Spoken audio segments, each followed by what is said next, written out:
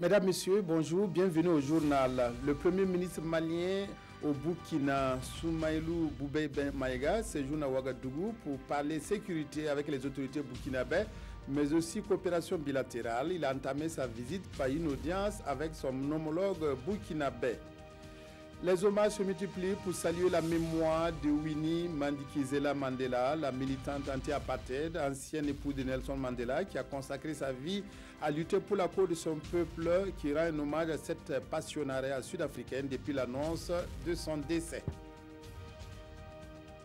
Le Premier ministre malien effectue depuis ce matin une visite au Burkina. Le chef du gouvernement malien, Soumaïlou Boubèye Maïga, s'entretiendra avec les autorités burkinabè autour de la question sécuritaire, mais pas seulement. La coopération bilatérale sera aussi au centre des discussions que les deux délégations ont entamées depuis l'arrivée du Premier ministre malien. Salifou Belem, Maxime Zongo, reportage. C'est à 8h50 que l'avion du Premier ministre malien a atterri à l'aéroport international de Ouagadougou.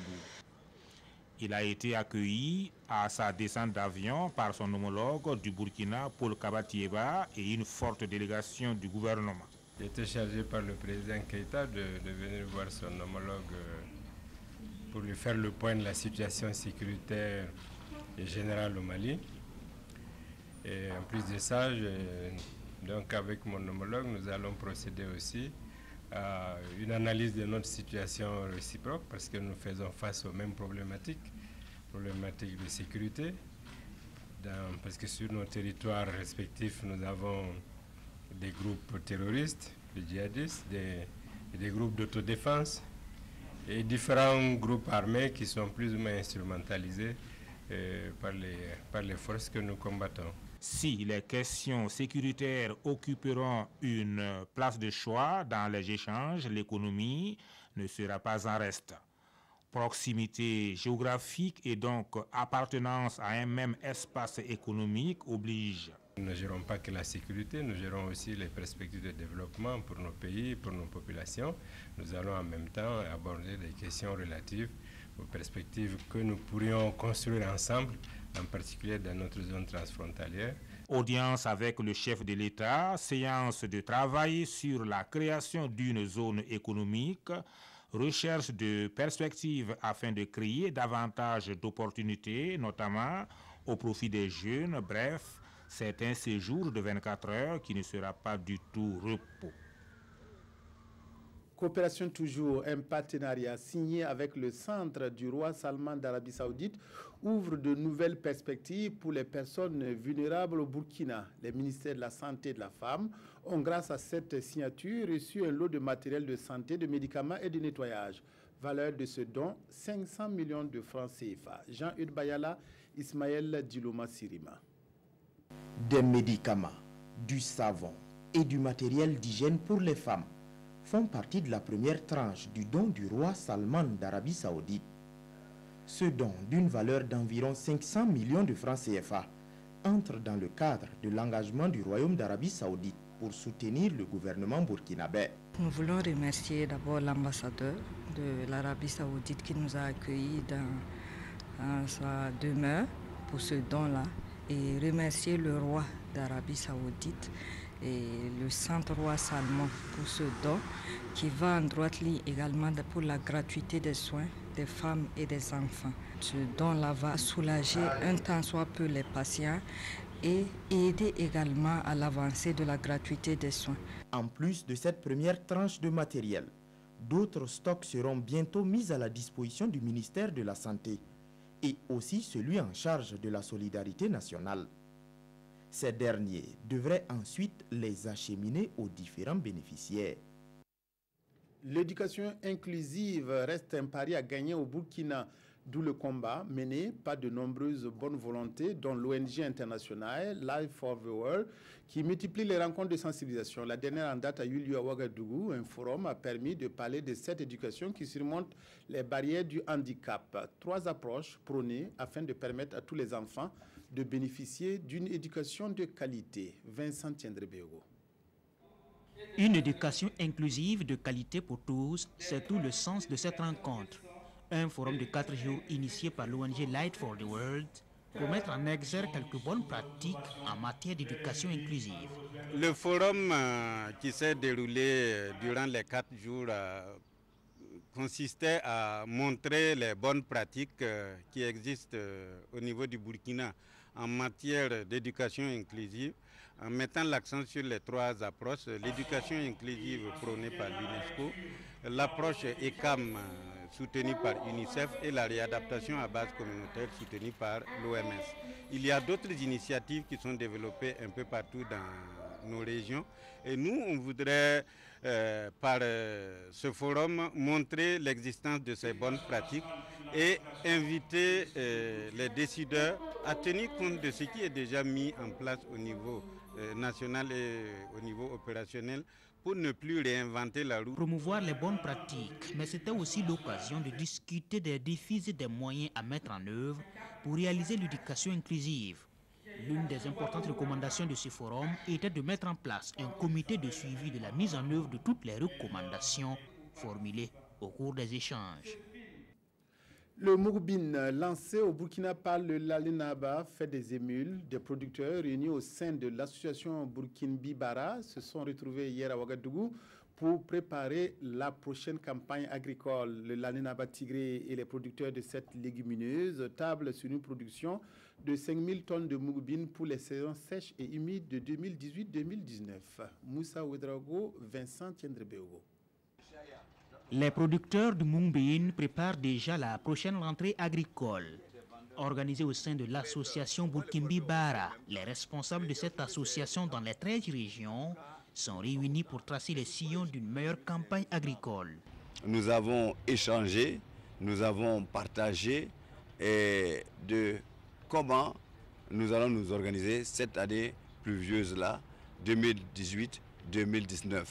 Chacun va produire ses besoins et nous allons les satisfaire afin que après les 3 premières pluies du mois de juin, les gens vont aller à la semence.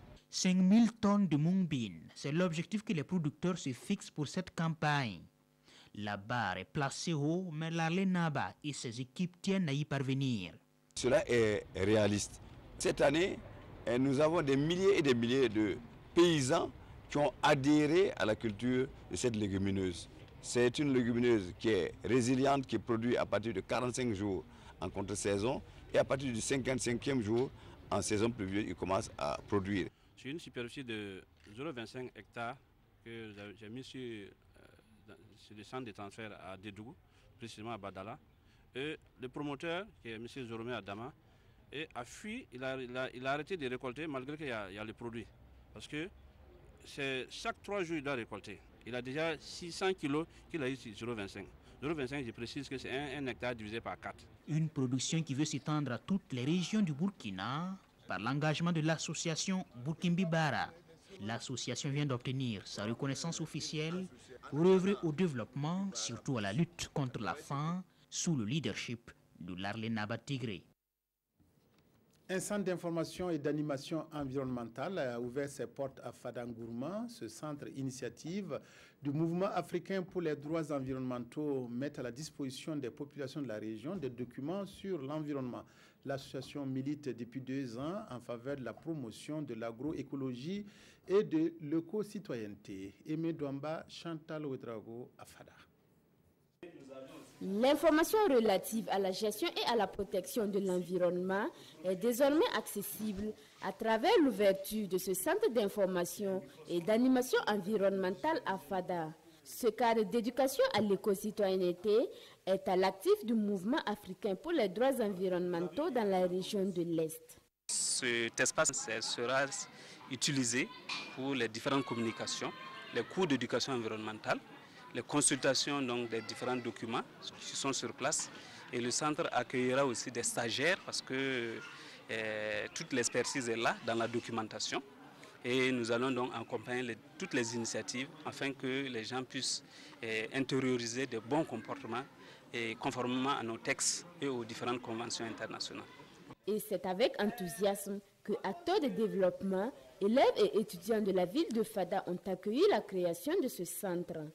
Que l'ouverture de ce centre-là, c'est un grand ouf pour les étudiants ainsi que les élèves, parce que cela va venir booster la compréhension, la recherche de la compréhension de la nature en quelque sorte, et savoir entretenir la nature et savoir comment est-ce que la nature fonctionne. Autour de l'inauguration, les jeunes ont eu droit à un panel sur l'éducation environnementale fondé sur la science et les saintes écritures.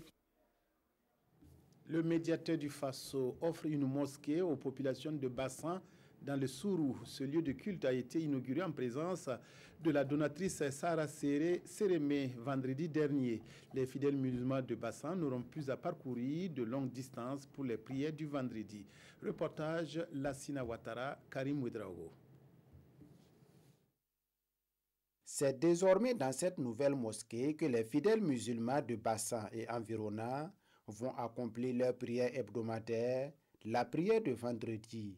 Cette infrastructure vient à point nommé. La prière de vendredi, elle est très importante pour les musulmans. Et pour un musulman, avoir un local pour prier et qui est assez confortable, et vraiment c'est une bonne chose. Elle va aussi réduire les distances selon Imam Abdou Nasser. À travers cette forte mobilisation, les bénéficiaires ont rendu grâce à Dieu et aussi remercié le donateur. Selon Allah, à travers son prophète Mohammed, la récompense d'une telle œuvre, c'est le paradis. Dieu va construire aussi pour lui au paradis. Une telle mosquée est aussi un centre d'enseignement afin d'éviter l'extrémisme religieux. Il est nécessaire que les populations aient des structures adéquates qui leur permettent d'avoir les enseignements et d'éviter l'extrémisme en allant vers la tolérance religieuse. Nous souhaitons qu'ils en prennent bien soin et que nous ayons d'autres partenaires qui vont nous aider à pourquoi pas avoir des centres pour mieux les former, pour mieux les éduquer dans le sens, nous le disons bien, de la tolérance religieuse, dans le sens de la paix et de la cohésion. Les différents cheikhs et leaders religieux venus de diverses horizons ont, à travers des doigts, prié pour la paix et la cohésion sociale au Burkina Faso.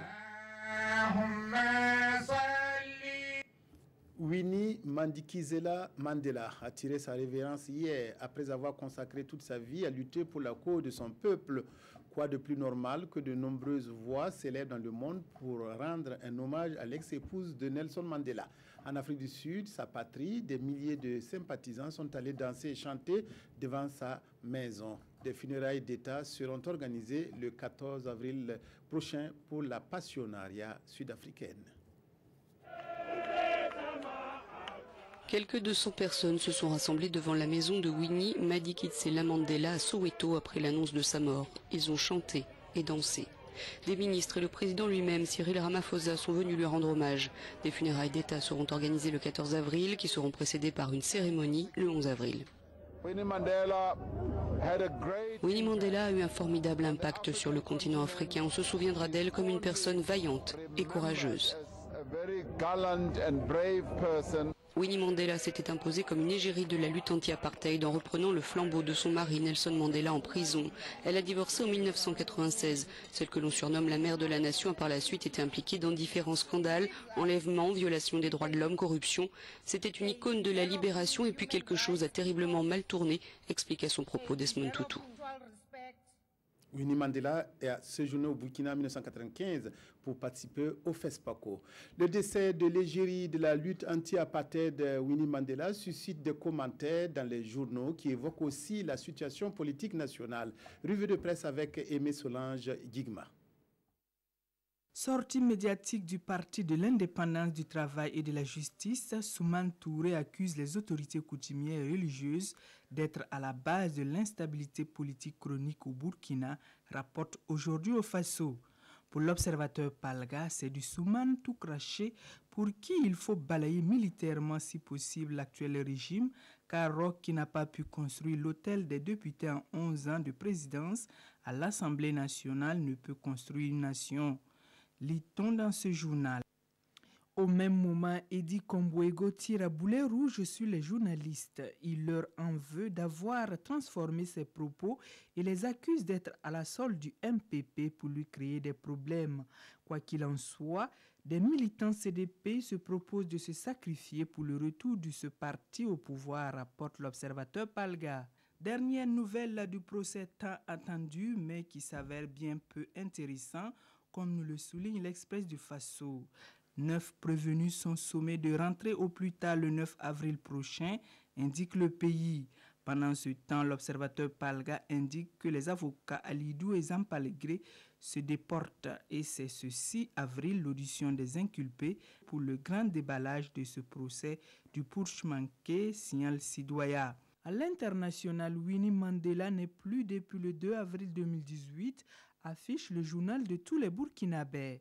La passionnariat de la nation arc-en-ciel entre dans le panthéon des lutteurs pour l'émancipation des Noirs, d'après aujourd'hui au Faso, même si pour l'observateur Palga, l'égérie anti-apartheid affectueusement appelée la mère de la nation quitte définitivement les siens comme une héroïne maudite de la divinité grecque.